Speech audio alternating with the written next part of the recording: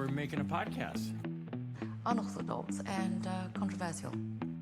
Fucking nothing about you that is controversial, man. Mildly entertaining. People will listen to that, will they? A podcast. And will people listen to it? Yes. How does everybody answer that? Podcast my hole! We should put a stop to all this podcast nonsense and leave well enough alone. Hello, and welcome to the Mildly Controversial Podcast. More accurately, welcome back to the Mildly Controversial Podcast. Did you miss us? We've been gone. Last one we put out was the end of 2024, and now we're in March 2025. That's mad. Right, so yeah, we've decided what we're going to do is we're going to do shorter series. Yeah? That's correct. So we decided we're going to do shorter series because our first series of this podcast was 100 and something episodes long and 18 months without a break. Yeah, it's pretty we normal. got a bit tired. So then we said, well, everybody else does series, don't they? So let's do series. And then we did another, let's do that. And then our next one was like a year long. So we're going to be more disciplined. We're going to do like 6 to 8 weeks. Bang. So we're also going to get more guests on, which brings me to introduce our guest for this evening. You may not be listening in the evening, but it's evening here.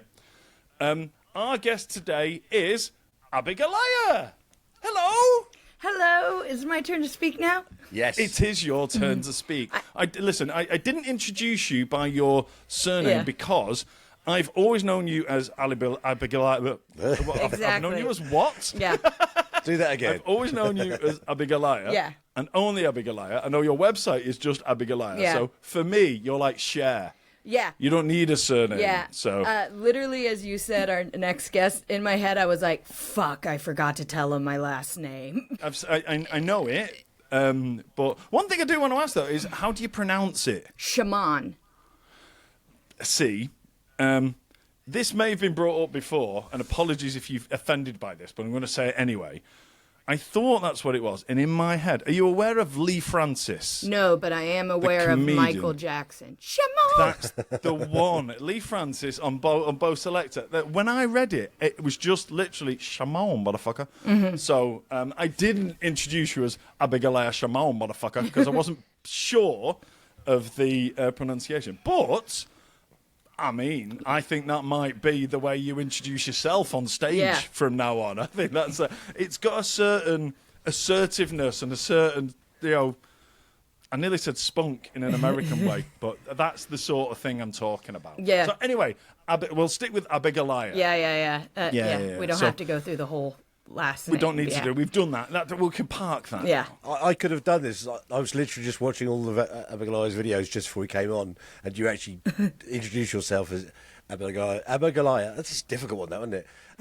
Abigoliah Shamaun. Yeah. Especially if you've got like the wrong teeth in, like I have. And here's me and Baz thinking we'd struggle with your surname, and both of us have stumbled on your first name. So there we go. So I will do a little brief introduction that in terms of we met Abigoliah at a creator meetup in fancy London. Yeah. Creator meetup sounds a lot more posh and a lot more sophisticated and kind of media type than it was. It was a piss up in London, wasn't it? For really? those listening at home, this isn't one of those TikTok creator meetups where like TikTok or some big brand is putting it on and everyone's got their phones out and there's a swag bag. It's literally a bunch of creators who we're now in a WhatsApp group, and like seasonally, like 4 times a year, we all get together at a bar and get drunk together and complain about social media. So it is a lot of fun. I was thinking when it was like my controversial opinions, I'm kind of in a like I freaking hate social media right now, but and when TikTok might have gotten banned in America, for those listening, I'm based in London, but everyone was like, "Oh my God, this is gonna be horrible," and I'm just sitting there like, "Let it burn, let it burn." But pour on fuel. But at the same time, oddly enough, TikTok is the only corner of the internet where I have had the social part of social media. It's like the only place I've ever like made friends online, and now I like meet up with those friends. And yeah, so at the same time, I'm like, I hate it all except for my friends. Like, I like them. Baz and I are very, very, very much in exactly the same place as you are. Here's the thing, and we might get into this in we will get into this in the controversial part of it, but the thing that gets me is the amount we're all doing for an app, whichever app, pick an app, all the apps for a lot of us, and for free. And then maybe sometimes you're monetized and you'll get like we have friends and who make a good chunk of money doing this. Very good chunk of money. Yes. But it's so up to the platform. Like, I have a friend who just posted today who's like a really funny comedian, and as far as I'm concerned, completely uncontroversial, who's been demonetized on one platform, banned from another, and suspended from another, all in like a day. And it's just like, he's like, what did I do? And you can't talk to anyone when these things happen. And I'm just like at this point where I'm like, because I'm getting ready to tour, so I'm making sure I'm making videos so people know that I'm about to tour. And I'm just kind of like, I want to do this for fun. In all the rules of like, well, you got to post at a certain time of day and you have to post a certain time of week. And if you don't do that, then the app will be mad at you and not show people your content. And I'm just like, can we just, at this point, I don't even want new followers. I just want the followers I have to see my stuff. Like, I'm like, listen, I could have more. Always you could have more, but I'm like, if it just stayed here, but they were all guaranteed to see what I made, I'd be like, that's great. That's something that probably people who aren't social media creators, or who don't post stuff on social media, don't understand, is that it's like I posted a video. Admittedly, I haven't posted for ages on Instagram, but I posted something on Instagram. I've got 38,000 followers, I think, on Instagram, and 5,000 saw it, and it went out 2 or 3 days ago. Yeah. I was like, and even on TikTok as well. TikTok, I've got over 250,000 on TikTok, and I will post stuff, and again, it'll be like 5,000 people see it. I was like, why don't you just show it to all the people who've clicked on a button saying, I want to see his stuff? Why are you hiding it from them? Yeah, like, I just posted a video yesterday that is just a silly joke, but I did it, what I thought was a cute edit for it. Like, it's basically, I'll tell you the joke. It's talking about President Trump and his meeting with Zelensky, and I go, I never thought I'd say it as an American, but I'm ready bring back the British Empire. And then I superimposed Jonathan Groff from Hamilton singing You'll Be Back over me. And I was just like, it's 20 seconds. I just thought it was cute. And I have like 140,000 followers on TikTok, and 500 people saw it. And I'm just like, wow. I'm like, come on, man. I just like, it's not even a joke so much as a meme. Like, I thought this was so internet. And I don't know. For anyone who's watches people on social media and is saying, hey, maybe I want to be an influencer, I want you to think real hard about that. I'm serious. I want you to think real hard about that. Like, how much do you like looking at the world around you, and how much do you like looking at your phone? And if you don't like, well, I mean, it's hard to look at the world right now, but it's just, yeah. Anyway, I'm sorry. I'm in a weird headspace. Usually when I come on podcasts, I'm like, "Hi everyone, how's everything?" I am feeling so positive. But it's all good. We invited you here. Yeah, and this is you. This so is me all good. today. This is me today. So let's get straight into it. You said you're about to go tour. Yeah. for people that don't know, I don't know if we mentioned it yet, but you do stand up. Yeah, so I'm a stand-up comedian, and I was before I was ever posting on social media. I think that's important to see. Actually, when Phil Carr and I first connected, he was like, "You're like a real comedian," and I was like, "Yeah, it is my job." And he goes, "No, but you're like a real one. Like you were doing this before you got famous on social media." And I was like, Yes, I don't know. Isn't that how everyone does it? They get good at the craft first, and then, oh no, people are just diving in head first. But yeah, so I'm a stand-up comedian. I'm based in London, and I'm going on tour starting on April 10th, and I'll end on May 28th in London, where I will be filming it for a comedy special that I will upload to YouTube, talking about social media and my hate for it. And yeah, it's very exciting. The show's called Legally Cheeky, and it is a show about, it's kind of like, I call it a romantic comedy. And me and my partner applied for a partnership visa for me, and which is like a marriage visa, but we're not married. And it got denied by the Home Office. So we had to go to immigration court to fight it. And, you know, what hangs in the balance of the show is, did I get to stay in the UK? Well, I'm recording from there right now, so I don't want to give it away. But Spoiler alert. But yeah, it's just I taped my flyer up here so I know where I'm going. I'm going to Bath, Birmingham, Brighton, Bristol, Edinburgh, Glasgow, Liverpool, London, Manchester, Norwich, Oxford, and Pocklington. And I decided to self-produce the tour, which some of it it's been a real learning curve, but it's not as hard as I thought it'd be, but I've learned a lot already. Mostly I would have given myself more time than I have to throw it all together. But as a professional entertainer and as a stand-up comedian, I've known friends who've gone on tour and maybe their tour didn't sell well, and they get to blame their agent or their producer. Whereas I'm looking at my tour, and if it doesn't sell well, I just have to look in the mirror and be like, you did this to yourself. You brought this on. It's all you. You did this. But I'm really proud of the show. The show I wrote a couple years ago, and I just wasn't able to take it on tour at the time. So luckily, I know the comedy is done, and that is good, so I can do the promoting of it without too much but the show's not finished. The show is finished, so that's a relief. Awesome. There's a couple of observations about that list of places that you read out. Yeah.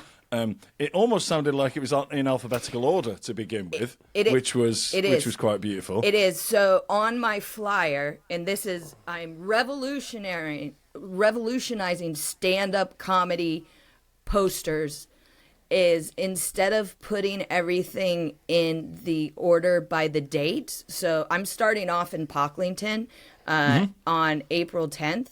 It's in alphabetical order because if you are, say, at a venue like the Monkey Barrel in Edinburgh, where I'll be the 7th of May, you see how I slip it in so cleverly? I like that. I barely even noticed. Did you guys? Yeah. I didn't even notice I plugged I've that. got the list in front of me, so. But if you see a poster in a venue, or if you're handed a flyer and you want to see someone and they're on tour, you don't go, are they going to be touring on the 30th of April? No, you look for your city first, and then you look at the date. So so I put it in alphabetical order. So I mean, it's almost in alphabetical order. Only because I lost concentration after the first four. Yeah. Well, the first... But it actually isn't. I'm very pleased with myself that I spotted that now. The first four are all cities that begin with the letter B. That was weird, putting in alphabetical order and then being like, oh, I'm going to too many cities that begin with the letter B. I need to shake it up. Well, my second observation about it was that list is a list of places that our listeners and viewers from around the world will have heard of. apart from Pocklington. This is my question I was going to ask. Where the fuck is Pocklington? Where is Pocklington? It sounds like Yorkshire. Yeah, so it is. It's in Yorkshire. It's about 30 minutes from York, which I learned after booking it in. You can't even get a train there, and I don't drive, so this is going to be tricky. A friend of mine recommended the Pocklington Arts Center to me because it's such a lovely venue, and she basically put on her show on tour, announced it, and Pocklington sold out so quickly she had to add an extra date because it's a small town, so they're always looking for something to do. Now, so I decided I'd also go to Pocklington. Now, my friend is Angela Barnes, who was a regular on Mock the Week and has been on Dangerous Roads and live at the Apollo a couple times. So I really misjudged how quickly her tour sells compared to my own tour. Like, I'm like, I have a lot of social media followers. And she's like, I am a household name. I'm like, I judged this wrong. Pocklington, April 10th, please come. I was going to say, are we up to a second date? Is it April 10th and 11th yet on Pocklington? No, is it sold out right yet? now it's just April 10th, and I'm going to be on it. I really should be projecting a positive outlook, but right now I think it's just someone from the WhatsApp group from TikTok coming with a friend. And it's a 150-seat venue, and it's just going to be me in front of my friends being like, I guess we're doing this. I had to get on a train and then a bus.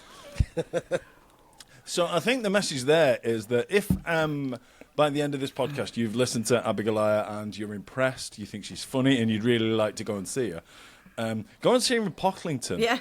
And also, even if you don't think she's that good, if you just feel sorry for her and you don't want her to stand up in an empty room, then go for that route. Whatever reason it is, get yourself to Pocklington on April the 10th. The show's called Legally Cheeky, but I should have called it the Underdog Tour because I'm just like, I really pulling this out by the skin of my teeth, guys. But yeah, it's it'll be fun. No matter what happens, it'll be fun. Right, guys? Right, guys? Yes, it's going to be amazing. Well, I was going to suggest something because obviously I was going to come back to this thing about promoting your own stuff on your own channel, which you've sort of carefully, gathered this number of people, and it happens to lots of big creators. Even huge creators struggle with the same thing of when they start to promote their own thing. We've actually got a network. Like, you got a network in the WhatsApp group. Yeah. I don't know why we don't, as a community, like promote other people's stuff because it's a simple post, isn't it? I mean, I'm going to promote your tour on my Instagram and stuff because it doesn't cost me anything, and it might grab the only two people that follow me in Pocklington to get to your show as well. So, I mean, maybe I hope they're not the two that have already bought tickets, though. Yeah. That would be really unfortunate. I'm always quite happy to put like a story for someone's thing on my socials, just because it's nice to be able to have. Mate, I don't make any money out of social media at all, like literally fuck all. So my only benefit is to promote other people's stuff, which I quite like doing. But anyway, that's aside from the point. I just think as a community we should do stuff like that. I'm the same way. Like, I have no problem sharing a little something with people because that's what it's about. Social media. Like it's supposed to be. I think you stumbled across something. Yeah. All right, maybe as soon as we get off this call, you're gonna see me be like, "Hey guys, so I was talking to Mike and Beth, and they said it might be a good idea. And so can you please promote my show? Here's all the link, and here's some assets if you want to make a post, but you could just share them as stories." Hey, I mean, you don't have to type it in that tone of voice. But it helps though. Yeah, that's a good one. Anyway, I'm going to take you back to a few months ago when I was sitting at home and I was ferreting around on my phone. I had things to do, and I had Pointless on in the background. Yes. And Alexander Armstrong goes, "Abigoliah," and I was like, I know someone called Abigoliah. Yeah. And I looked at the TV and I was like, it's actually Abigoliah. Yeah. On Pointless Celebrities. Yeah. So we listen. Before I saw where you were going Yeah. there, and I'm there for it, Yeah. and we'll do that. Okay. But you're not the first one of our guests to have been on Pointless Celebrities. Oh. We've had one before. We've had Olympic silver medalist Ewan Thomas has been on our both our podcast and on Pointless Celebrities, but he hasn't got what you've got. Yeah, I've got. So for the people who are actually viewing the podcast, let me get it. I always keep it in arm's reach to know. That's the. That's what. So it's when they show it on the television. I think it looks like it might be massive. So as you can see, it's like smaller than my hand. It's lit up from below as well to make it look beautiful, isn't it? Exactly. So yeah, I mean, you could kill someone with it. It's a proper bit of paperweight. But again, so Pointless, I think, is in there. Like, I think I'm in season like 19. So if those, again, listening at home are like, well, I've never heard of her. Why is she on Celebrity Pointless? They're really scraping the bottom of the barrel at this point, you know. It was so much fun to do, though. It was so fun and strangely really stressful. So my friend Angela, whom I mentioned before, she was my teammate. And I was like, oh, I'm going to be on with Angela. Angela's done Celebrity Pointless. She's also done House of Games. Like, she knows how all this was worked. I've never been on a game show before. And then her and I were texting, and she's like, yeah, actually, I've gotten out on the first round of Celebrity Pointless every time because I'm always paired with an American, and they don't know anything about Britain. So if you could, like, research some British geography and look up some cities, that'd be great. And like, you know, you don't know what they're gonna ask. They don't give you topics. They don't tell you a genre. It's just general knowledge. So I am just like, yeah, no problem, Angela. And then I'm not. And then I'm looking up how many canals are in Birmingham, you know, like, just in case it came up. It didn't. What was the answer, by the way? Because I need to know now. I don't. Pocklington. Yeah, Pocklington. The answer is Pocklington. I did think it was weird that Abigoliah answered Pocklington to every single question, just on the off chance. But you know what? The point of that show is to get 0. And do you know how many other people said Pocklington? No one else. I was winning. There you go. Yeah. We have had again, just to drop a few clangs in this. We've had somebody on this show who's shown us their BAFTA. Ooh. We've had somebody on this show who is a silver medalist, as I said. But in my opinion, as a massive fan of Pointless, the Pointless trophy trumps all of that shit. It's all good. I thought you were drinking out of it then. No, this is just a glass of water. This is a glass of water. This is my Pointless trophy. Now I see them together. I see the difference. Yeah. I can see it now. A Pointless trophy is smaller than a pint. The half pint of Pointless. Yeah, it's a half pint. It's roughly a half pint big. It was fun. I also felt really lucky to do it while Xander and Richard were there. Because by the time I did it, sometimes they do it and sometimes they don't. So it was cool to be on with the original hosts. And it was fun. There's a Pointless app that you can play. And so I found it and downloaded it and played it to practice to kind of figure out how to deduce answers when you don't know. And I remember I haven't watched the episode since it came out, but I had one, and I think he might have cut me saying this from the television record, but it was like, name someone who wasn't a prime minister, or name or secretary, some sort of government position. It might not have been prime minister. And I guessed the name, and Xander was like, so have you done a lot of like research on history and government in the UK? And I was like, no, that just sounds like a name of someone who'd be in government. And he was like, okay then. You said that your question was name somebody who's not prime minister. Yeah. I reckon I've got a chance. Yeah, that was. I could definitely get a Pointless answer that's correct on that one. Yeah, that wasn't quite it. I can't remember. Was it name? a prime minister. Maybe it wasn't. It was someone in government. You had to. They showed you the big list of names. It was one of those where you get to see a list, and then it was like, right. Or it might have been more obscure than that because prime minister is kind of probably easy. So it might have been like, the blah blah blah of the exchequer or whatever it's called, or home. Blah blah blah of the exchequer. Yeah, it's good knowledge. Good knowledge. Yeah, I can't believe I won either. I think it's funny though when you mentioned the pointless app. I thought, isn't that TikTok that we're all on? Yes. Yeah, well, but as Abigoliah said before, it's not pointless because that's where you and I met, Baz, Exactly. and that's where indirectly we met Abigoliah and everybody else who was there that day. So that is one of the things that I will always, as long as I live, I will be grateful for TikTok, for bringing lots of people from different backgrounds and like really, really cool people to cross paths with me through this podcast, through the meetups and all that kind of stuff. So I will be eternally grateful. Yeah. I mean, as much as I was bitching about it, it is really cool to like go out and get drunk and like one person is a food creator and I'm a stand-up comedian, and then I wind up talking to a guy who like lost his eye serving Alex. in the military, Alex, and why am I not saying and then any? there's a farmer, and then there's someone. It's why just am I mad, not isn't it? just It's really naming cool. everyone? All of us want more people to watch our stuff, and I'm like being really vague. You're being very selfish about the attention here. At Abigoliah on all social media. I'm not mentioning anybody No. but Abigoliah and her talk. Yeah. Given. You come on the podcast, you get a shout out, but if you don't, you fuck off.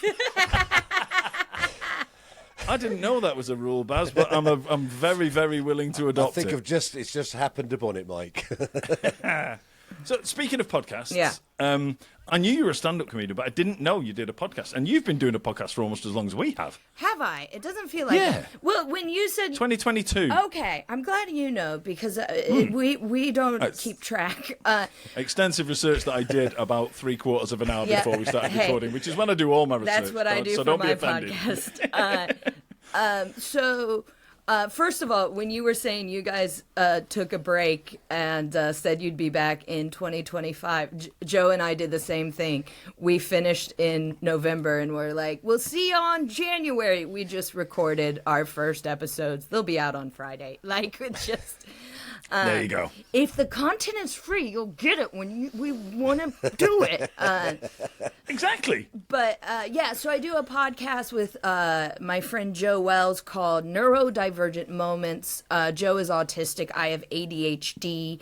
And we talk to other neurodivergent creatives. And so it's like this. It's just a chat. We loosely base it on a theme. Sometimes that theme is barely touched on once we get going, but it's really fun, and I love working with Joe. He's so great. He just had a baby, so our podcasting might be more infrequent than it already has been, but he's also a stand-up comedian. I'm not sure if I said that, but he's absolutely hysterical and just a great guy. Just a great guy. Fun podcast. Fun times. It's a fun What's chat. it called again?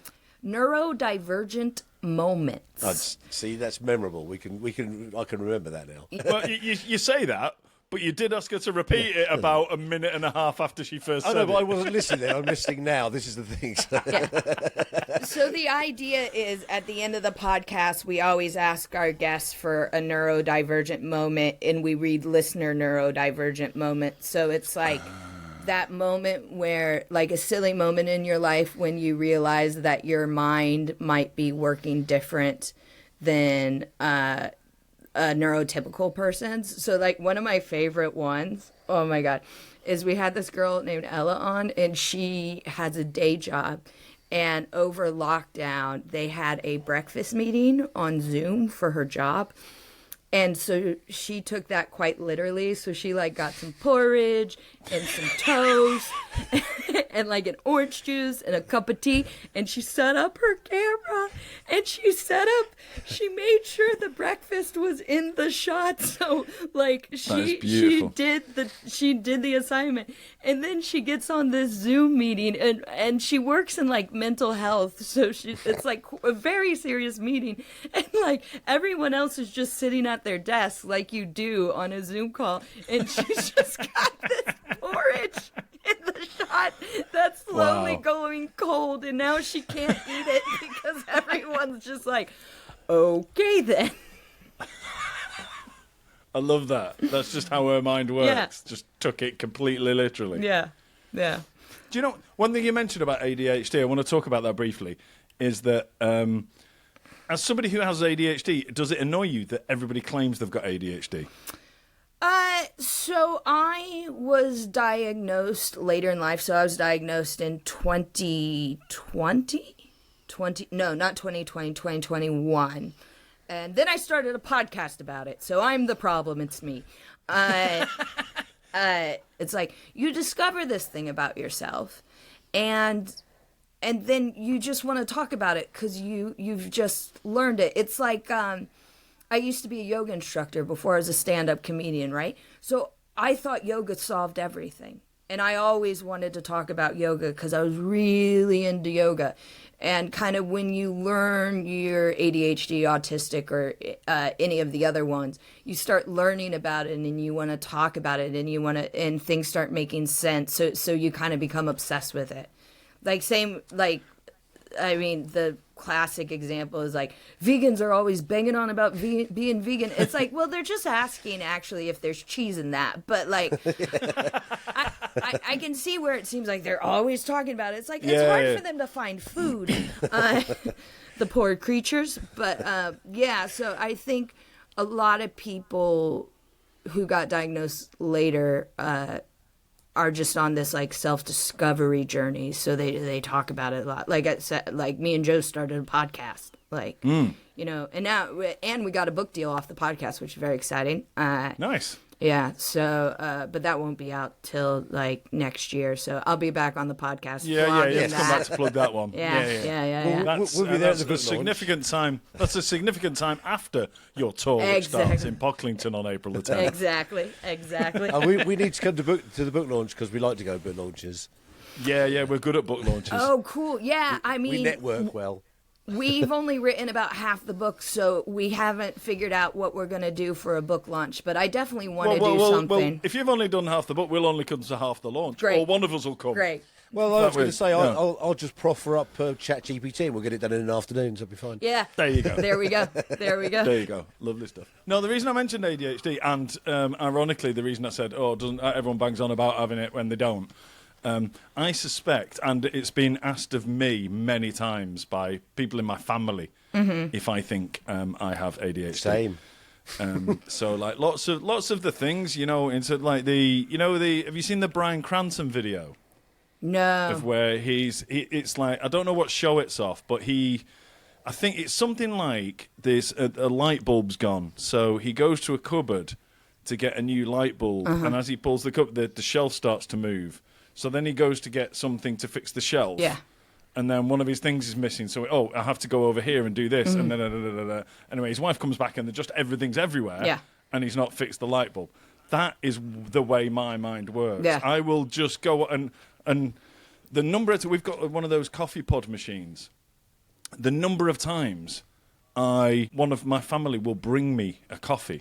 I'll go, oh, thanks. It's like, you made that. I was like, oh, yeah. Because I'd pressed the button and then gone off and done something and then off and done something else and then off and done something else.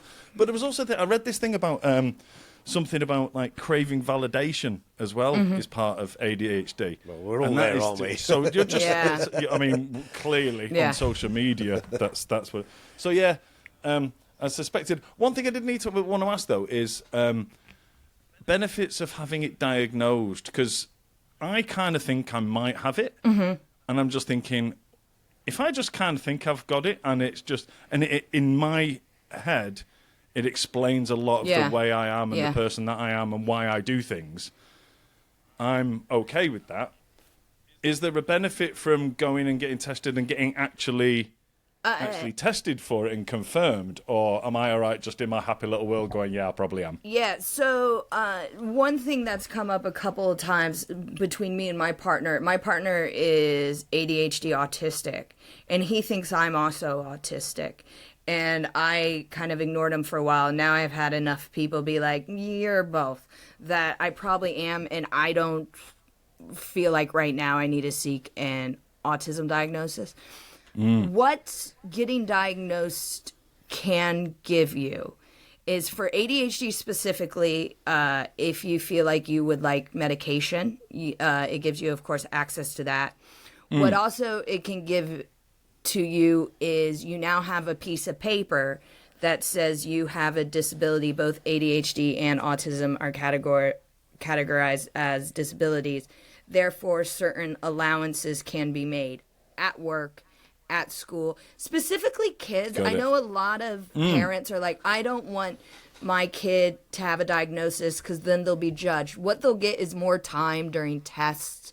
What they'll get is extra help. I have a friend who has a diagnosis, and when they went to university, because living with other people is very triggering for them, they got to live in their own accommodation by themselves but not have to pay extra.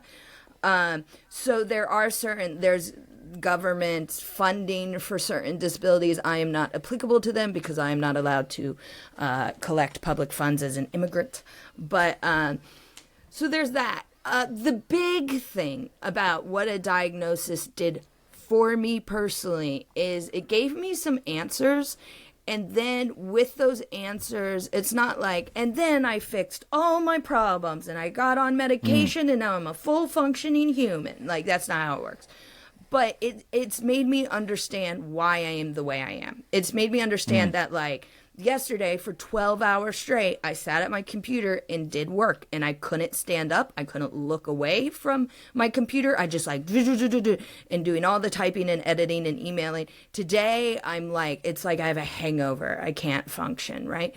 And instead of being mad at myself for not being able to produce and make and create on a level that some other people are, I'm like, oh, this is because I've burnt myself out, and now I just need to be a little kinder to myself today, and tomorrow will be better, instead of like forcing myself to do stuff and then delaying the burnout, and then the burnout will last a week or two, as opposed to the reason. I don't think I need an autism diagnosis in order to treat myself better. I feel like I got that understanding when I got an ADHD diagnosis. If you feel like you would benefit from a diagnosis and knowing for sure, I'd say, yeah, go for it. But a lot of people self-diagnose. I don't think self-diagnosis is a bad thing. I don't think it's a wrong thing. I think people are usually correct. Like, I know there's, like, the Daily Mail put out something about how more people are diagnosed and it's wrong and blah, blah, blah, blah, blah. I kind of equate it to sexuality. Like, if you're gay, you know you're gay. You know, if your brain doesn't work the way other people's works, you know here in your heart and in your brain. So, I don't think you have to have a test to know, personally. I did an online test today, actually, just purely because I've been talking about it for a while. Failed miserably. Turns out I'm just fucking lazy. I was hoping for another excuse. I did an online test and it went, mate. Yeah.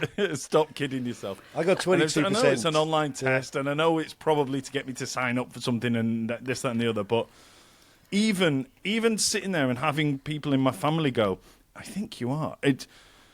I don't think I need to. I might go and get tested and see if I am confirmed. But it just starts to make a lot of sense of stuff in my head. It's like sometimes I'll think. The whole seeking validation and stuff, it's just kind of like, I often sit there and think, why at 50 years old are you still like, please like me, please like me. If I say something funny, please find it funny, please laugh, please do. Why are you still like that at 50 years old? And I think that might be a little explanation of it. And it's not me just being pathetic. Needy. It's my brain working in a different way. I think that's what it is. I like to think that. We have guests on our podcast who don't have official diagnosis, and but all of them are like, I went for an official diagnosis and they asked me to fill out some paperwork, and I lost the paperwork for a year and then found it in a drawer and was like, oh, I meant to get diagnosed with ADHD. It's like, congratulations, you have it. Like, you did it. One person made it all the way to the level where she was going to have an assessment, an appointment. And like I said, it takes years to get one. And then she freaking forgot to go on the day. Oh, man. I'm just going to top my drink up. Okay. I say top my drink up. By the way, I took since you're topping your drink up, I took a quick hit of my vape at one point, and then I remembered that you guys are filming this. Is this okay? You can cut that out. It goes on. I won't cut it out. It goes on Spotify. I won't put the vape in if any clips that end up on social media or whatever. But I'm pretty sure Spotify. It was funny because Mike and I used to do lives on TikTok quite regularly, and my whole life was this, wasn't it? Yeah, Baz would smoke and he'd go. Yeah. And so when we first started, come back in a cloud of smoke. when we first started doing the podcast, I didn't realise the screen was so wide. I'd be like this.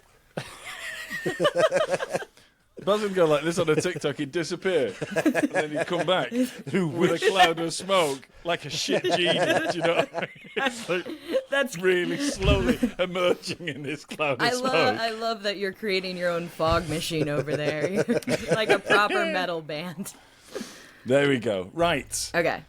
Now it's time Yeah. to go to the mildly controversial Okay. opinions. So if you haven't listened to one of the 158 previous episodes, I have. no, I don't mean you. Okay. I'm talking to people at Okay, home I was now. like, I did my homework. Thank you, Mike. No, I know you did. Now, if people at home listening and haven't listened to one of our 158 or something previous episodes, what we're going to do now is Abigoliah is going to come up with, or is going to tell us some of her mildly controversial opinions, and Baz and I are going to judge. We are going to be judgmental. We're going to judge whether they are approved or rejected as official opinions of the mildly controversial podcast, or we're going to reject them and you take them home with you. And FYI, we have rejected people in the past. So Okay. we're not just some simps who go, yeah, no, it's fine. Yeah, No, exactly. yeah. We are judgmental. Yeah. So let's hear your first mildly controversial opinion.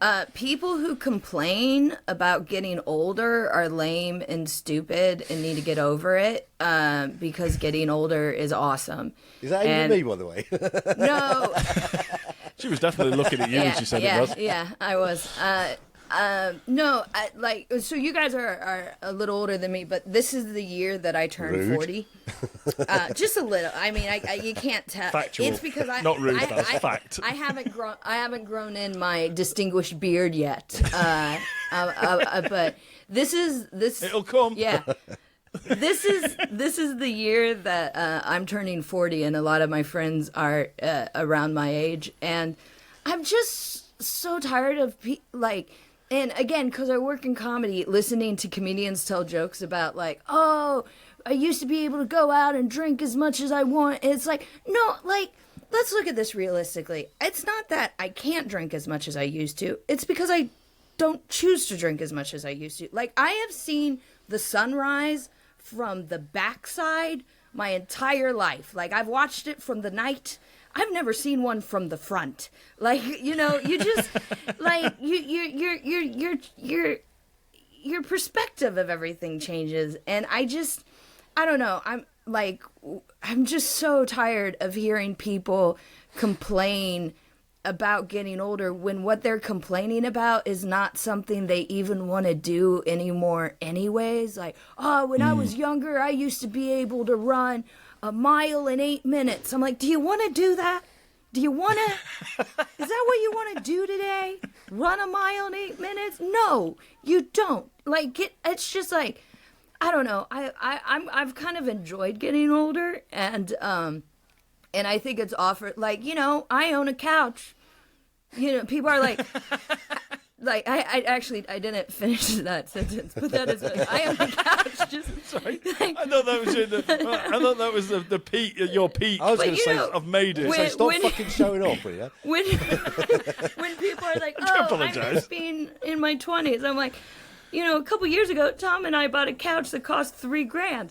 That's getting older. Getting older's awesome. I have an amazing couch. Like, do you know how many freaking futons and shitty secondhand spring coming out the back stuff that I have owned in my life? And now I'm like, no, I'm going to own a big-ass bed and a comfy couch. And I get to spend it with my money because I earned it. And I'm old. And I get to decide that a 3,000-pound couch is worth it. I also may lie on my taxes in order to afford the $3,000 couch. But that's not the point. No, I don't. Or actually, as self-employed, you were like, well, the couch. If I write on the couch, Yeah, then that's exactly. tax deductible. Exactly. So this 30 quid couch is now a $3,000 Yeah, couch because it's an expense. Exactly. Yeah, I mean, I don't know how you guys feel, but I feel like so many people talk about getting older. Like, I remember my mom always said she was old for all through my childhood. And like, I don't feel old. I don't, of course, granted, for those listening at home, I don't have children. I think that's a big part of it for me. And, but like, I don't think it's something so worth complaining about. I don't know. How do you guys feel? I'm curious how you guys feel, because you have very I'm going to different let Baz lives go than- with this. Well, I was going to say... Can I ask how old are you, Baz? I'm going to be 50. I'm only saying this because No, don't do it, Baz, or I will cut you No, I'm off. going to do it because this is one of the things that is a mildly controversial hate. I'm going to be 58 on my next birthday, which is is literally a month and a bit away. Yeah, so for anyone listening who can't do the maths, Baz is 57. That's how maths works. You just gave me the perfect opportunity to, because Mike once did that, as I hate people who say I'm going to be 58 on my next birthday. So like, you know what? Fuck it, I'm going to do it. I mean, I did start the segment of this is the year I turned 40. I did not say I am 39 years old. No, exactly. Yeah. That's fine. That's fine.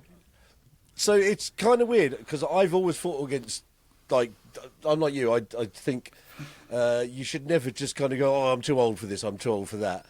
Until I've got to the point now where my knees are like literally saying to me, Baz, you're too old now to this. Because I think we had a discussion on here, it might have been on here, but I've certainly had this discussion recently where I can't remember the last time I ran for the sake of running to somewhere. But then I want to ask the question, do you want to run anywhere? Oh, no, but the point- I literally just brought this up. Like, do Yeah. you want to go running, Baz? I don't know, but the point is, if I had to run now from somebody, I don't know if I could. This You is the- can't remember how. No, but I know I should be going quicker than No, this. because but, obviously my brain knows how to run, but I think there'd be a point of where my body would go into, right, oh, my brain is going, this is how we're running. It might just look like, you know when you see people do that jog running in the park? Yeah, They're yeah, actually yeah. going, The Olympic walk. Yeah, well, their feet are going like this, but they're actually going slower than they're walking. I feel that would be me running now, and I think this is what age is. It's where you physically want to do something, but you can't. Yeah. I don't want to, I never ran when I could run, for running, for...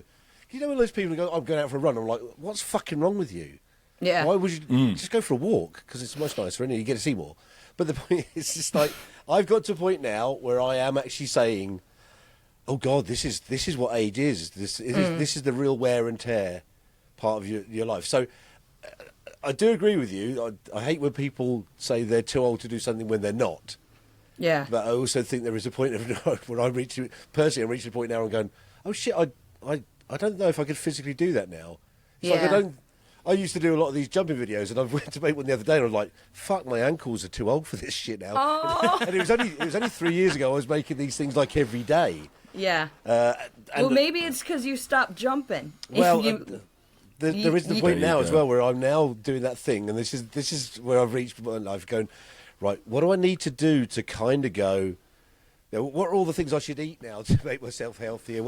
Do I need to adjust my lifestyle? Do I need to do this, that, and the other? And I am at that point now where I'm going, oh, well, look, I need to, because I smoke, but I'm also now at the point where I don't smoke as much as I did, to the point that I don't smoke every day now. And also, I was considering giving up drinking. And then I realised what a boring fucker I am without it. So that's out the window. So there's a few things I have to do. Thank the Lord he decided not to give up drinking. By the way, yeah. But there's also there's an after effect of things that I do now that I didn't have before.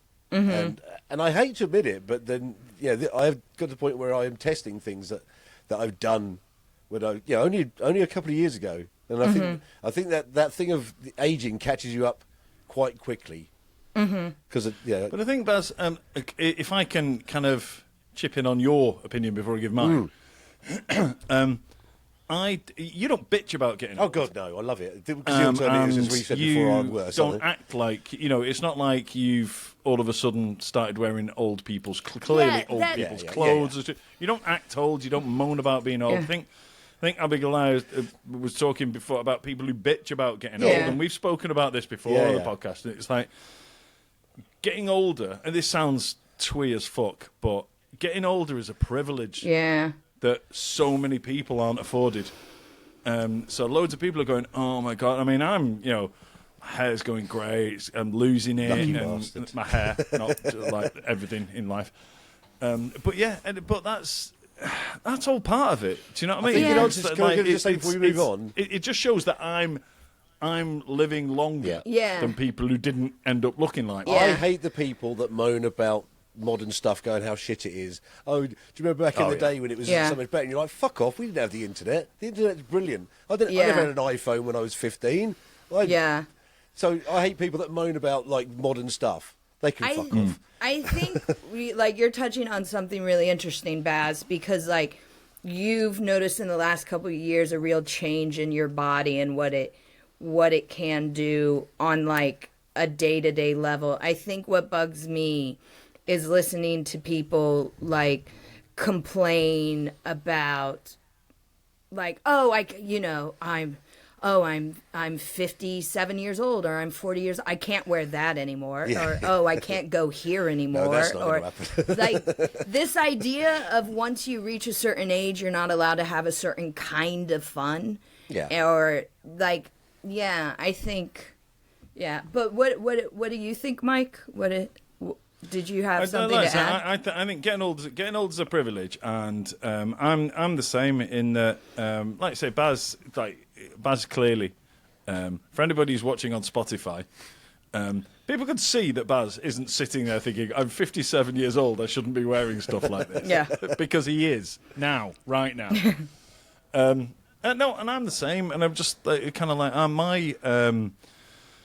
I never met my father-in-law because he died when my wife was 16, aged in his 40s. Oh, geez. 46, I think he was. So I'll never moan about being old or getting old and stuff, because I know that there's a huge number of people who don't have that privilege. And like I said, it sounds kind of twee and sounds kind of sanctimonious and stuff, but I just think it's I don't like looking at this face in the mirror. I'd rather look at the face that I looked at 20 years ago. But we are where we are. I need to say he's better looking now. Hey, you got a good face, Mike. You got a good face. You both have fabulous faces. I don't want to discount Baz as well. Handsome man. Many thanks. But what I'm saying is that I just think, when I look at it, sometimes I'll look in the mirror and go, God, you look old. And then I catch myself on and I'll just go, but that's okay. Yeah. Because I don't want to be one of these people who is just kind of, I wish I still looked like I did 20 years ago. Yeah. But as Baz has pointed out, if you saw pictures of what I looked like 25 years ago, you'd be like, even though this is older, it's a lot better. He's grown into that face really well. Yeah. Right. Okay. Baz, we're officially endorsing that one, aren't we? Yeah. No, people who moan about getting old can fuck off. Or just I've paraphrased you, but that's roughly what it was, wasn't it? I think it's people that moan about like people being young. That's what people moan about their lot when they're older, not being older, but yeah. It's people that go, oh, modern music's shit. Well, it's not if you're young. No. It's also not if you're not young. Exactly. If you let yourself, it's like Abigoliah said, oh, I can't wear these jeans anymore because I'm older. Well, it's like, I can't listen to Dave now because I'm 50. Yes, I can. Just don't tell I'm not trying to be cool. I'm not trying to be cool. I just like it. Exactly. Right, Abigoliah, let's have your next one. So this is the one that kind of touches on being a content creator, social media person. So I once saw this meme like years ago, and it's always stuck with me, and I agree with it. But they say that if you do what you love, you'll never work a day in your life. That's not true. If you do what you love, you will forego boundaries and financial security and break yourself trying to pursue your art. Is it? As Sorry, a job. is this the life of a comedian you're talking about? Yeah. Like I said, you caught me on a weird day. Like usually I'm like, I was Is like, this you sitting here thinking, I really wish I loved accountancy. I'm just. I wish that was my calling. I think when you choose a life of being a self-employed, creative person, the idea of it is so alluring. And it is, like, don't get me wrong, like, I love my job. I get to go to places like Pocklington. Like, I'm living my dreams. Yes, not yet. But, like, it's so great for so many reasons. And then every once in a while, I'm just like, what have I done? What was this choice I made? Like, I could have been a park ranger. Like, why? Not anymore. They all got fired. But,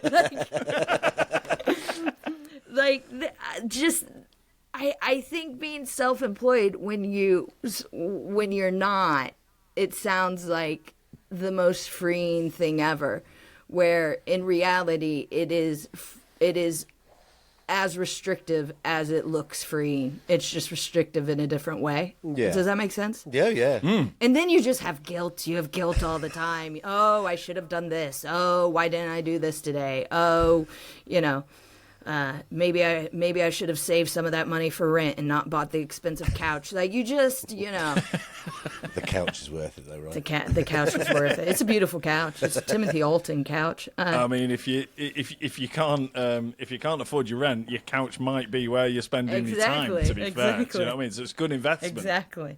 I'll go first because, like, it's one of those things. If I met you and you were serving coffee in Costa, I would say to you, have you ever considered life as a comedian or as doing something? Because that's what people do. Because I don't think you would be any different if you were in a different walk of life. Because obviously you said you were yoga, and in that you have to kind of encourage people to come to your classes. And the best yoga classes are by the people that talk about it and tell other people how great it is. Yeah. So you still have to be that person. And I just think it's one of those things. It's like some people you see are in creative arts, for one or another, that have found their way to be creative. I've met comedians who are absolutely dour, miserable fucks in their real life, but they're dead funny on stage because that's their persona.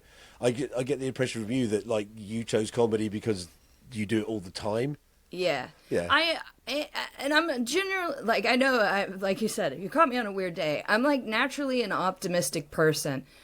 And so, like, please understand, as I'm, like, being self-employed and following your dreams is a sham. I'm not suggesting you listener, don't follow your dreams. If you want to go to an open mic and be a comedian, if you want to be a singer, an actor, an influencer, like, go try it. Live your dream. But also don't think it's all going to be amazing all the time. I feel like as a comedian, I get a lot of like, oh gosh, wow, I'd love to do what you do. But I couldn't do what you do. And I'm like, you're right, you can't do what I do, but it's not for the reasons you think. Like, people are like, I could never get on stage. Getting on stage is the easy part. Writing jokes is the easy part. The hard part is invoicing. The hard part is like when you're supposed to be in Birmingham and there's a train strike, so you have to take a bus. Like, that's the that's the part that, like, and you forego financial security. Like, some months you're going to make bank and some months you're not, and you have to figure all that out. Like, that's the hard part. But, yeah, I don't know. Can you tell I spent 12 hours just doing the administrative part of my job yesterday? And now I'm like, why didn't I become a park ranger? I should have been a park ranger. I have to say, though, like I'm self-employed in what I do, and the bit I hate most is saying to somebody, you know that thing I did for you, you have to pay me now? I always feel embarrassed about asking people for money for something I've done for them. I'm a member of British Actors Equity, which you pay to be in. You know, it's not like the American one where you have to, like, do a certain amount of shows. But because of that, I have access to, if someone's not paying me on time, Actors Equity will chase the payment for me. And if they have to take them to court, they will, like, get a CCJ on the person. Good. And I have full-on burnt bridges with venues because I've tried to get paid on time. I'm like, I'm like, I'll burn it all down. I'll burn it on down because you owe me 200 quid from 2 months ago. I don't care if I never work for you again. I'll fucking take your house. I will. If the management of Pocklington Arts Centre are listening, please don't cancel her show. I promise she won't be like this. Or just pay her on time. We have a contract. That is one thing I will say that's lovely about the tour is with all the arts venues, they send you a really specific contract that outlines when you'll be paid and how you'll be paid. And I'm like, you wrote it down. And I put it in my diary. So I expect... Yeah. Maybe I'm just confused. Maybe I'm like, if I didn't pursue the dream, I would just be doing invoices. And like, oh my god, the part of my, oh my god, I think this might, you guys might have just proved something to me. I'm like, I think we've just witnessed an epiphany. What don't you like about your job? The day job part of it? They didn't tell me I'd have a day job part of it. Yeah, the actual business side of it. I mean, what a revelation that is. You're like, actually, yes, I've changed my mind. Everybody go and do what they want to do. What? Just find somebody to do the shit bits that you don't want to do. I needed this today. Guys, I think I hate it when comedians are like, this is just therapy for me, but you've changed my life here. But I also think as a comedian, you can't go work for somebody else, can you? Which is the ideal situation. You know, if you work for somebody, they pay you. They sort your tax out, so you never have to worry about that stuff again with someone going, oh, by the way, you haven't paid tax for 10 years. Oh, shit. Am I supposed to pay tax? And the thing is, you're in a job where you literally, like, no one's going to, you know, is there a company in the country that employs comedians to go work for them? No, I mean, like, you're an independent contractor, so, like, you'll work for a club for a night or maybe, like, a business, but you're your own boss. Yeah, you pay your own taxes and you get sent to jail when you don't pay those things as well. Exactly. And all three of us are that. Yes. And it sounds like all three of us are not the type of person who should be given that amount of responsibility to their own lives. But we looked at the one part of our job that, like, isn't that, and we thought I thought comedy was just the telling jokes part. Yes. Like, and especially, and I guess this is what ties back to social media, now that, like, posting on social media is just part of the job. Sometimes I'm like, I did not get into this to know how to do Premiere Pro. Like, I know how to keyframe. I don't want to know how to keyframe. I don't want this information. Like, I have external hard drives. I have a filing system. Why do I know this? What, I'm just like, this, I didn't know this would be part of it. I think maybe what we're getting to here is, if you want to follow your dream, make sure you're so fabulously successful at it that you can pay people to do all the other shit that you have to do to get to the bit where you're fabulously successful. And if you you get somebody else to do all that for you. And if you could all please buy tickets to my tour so I can hire a staff, that would be ideal. There we go. So I don't know if anybody has heard, but Abigoliah is touring the UK, I don't think we starting in mentioned it. Pocklington on April the 10th and going to a list of alphabetical cities lots of which begin with the letter B. Mostly the letter B, in fact. Yes. So please go and see her in one of the above. Yeah. And at the end of it, when it's recorded and it's going to be on YouTube, is that going to be a pay for it? No, so I have 2 other comedy specials. So I have been so behind the times when it comes to social media. Like, at my age, I should have been one of the YouTubers, and I missed it. Because I was like, no, it's about doing live performance. I have 2 other specials that I have kept behind paywalls for years. And they're only £5 to buy, but would anyone buy it? People have people have bought them, but so this I said I was going to do it on March 1st, and it's now the 5th, and I haven't done it yet. I'm gonna start releasing my other 2 specials on YouTube, and then this will be the 3rd. They won't be behind a paywall; they'll just be out to enjoy. The thing is about comedy, which is so great, is it happens and then it's gone. And what's nice about recording a special is then it's like, I made a thing, like it's a physical thing that people can see. And I think I'm tired of like not having everyone see the things I've made. I'm like, I'd see it, look at the thing I made. Let's see.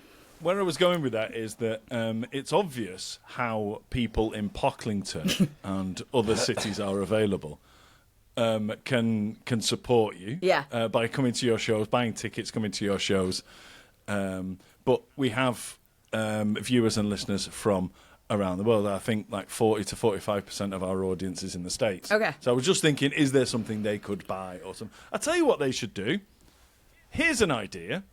It's just popped into my head. If you are listening or watching from the States or from Canada or something like that, buy a ticket to Abigoliah's show. Don't do that. And send her an email. Don't do that. Send her an email to say you've bought a ticket but you can't make it. Could she then give somebody a free space that you've paid for? That'd be great. Pay it forward. Yes. So buy tickets for a show, and then somebody who wouldn't have been able to go to the show otherwise can go to the show. Yeah, but please don't get in touch with me and ask me to give the tickets away, because that's more administration for me. Yeah, You have to know someone in Pocklington. You know what though? As we're talking though, in all honesty, following me on social media helps. Me and Joe have a Patreon for our podcast, Neurodivergent Moments. There we go. Here we are. When I say I'm releasing my specials on YouTube, I figured out TikTok, and I've gained a lot of followers on that. I have an okay amount of followers on Instagram. I have 900 subscribers on YouTube. Wow. So, I'm not monetized or anything on YouTube. So, in the next week or so, I'll start dropping specials on that. So, if you watch stuff there I could probably get monetized. Watch my stuff. Sign up for my email list so you know when I'm going to be in your town. Stuff like that is all free stuff you can do that would be really helpful to me. So, in summary, if you want to support Abigoliah and you want to get in touch with her, on all the social medias, you are at Abigoliah. Mm-hmm. Yeah, at which Abigoliah. is Abigoliah. Yeah, also, if you look at the podcast you're listening to right now, it'll show you how to spell it, yeah. Yeah. Well, oh God, that's a huge amount of pressure for me to spell it right. No fucking pressure. But I will also put links to all your stuff down there somewhere. I think you can do that. So it's abigoliah.com is your website, at Abigoliah on all the socials. Mm-hmm. Don't forget, if you are anywhere close to one of the cities that Abigoliah is going to be at on her tour, then go along, support her, and see it, particularly in Pocklington. I just want the whole world to know where Pocklington is and turn up for you. I would freaking love it if if it's like standing room only in Pocklington, because it's like they're like, wow. There's just a tidal wave of people walking down the street towards Pocklington Arts Centre. Exactly. So anyway, listen, Abigoliah. Again, like we said before, thanking TikTok for all these people that have crossed our paths. hugely grateful that that you crossed our path in London, and I will try my best to get to the next one, so we can have a face-to-face chat and a face-to-face drink. Thanks for coming on. Thanks for your time. Really enjoyed your company. Really excited to see more from you. Good luck with the tour. Thank you. And we usually end with a bombshell, but this week there just hasn't been a bombshell. I've got one for you. Okay. Oh, God. Pocklington has an airfield. You can fucking fly to Pocklington. What? Yeah, I've just seen it on the map. And on that bombshell, Boom. I'm not sure there are direct flights from Derry to Pocklington, but we will investigate this and we will make this happen. So, anyway, thanks everybody for listening. Thanks for watching. We will see you next time. Goodbye. Goodbye. You should put a stop to all this podcast nonsense.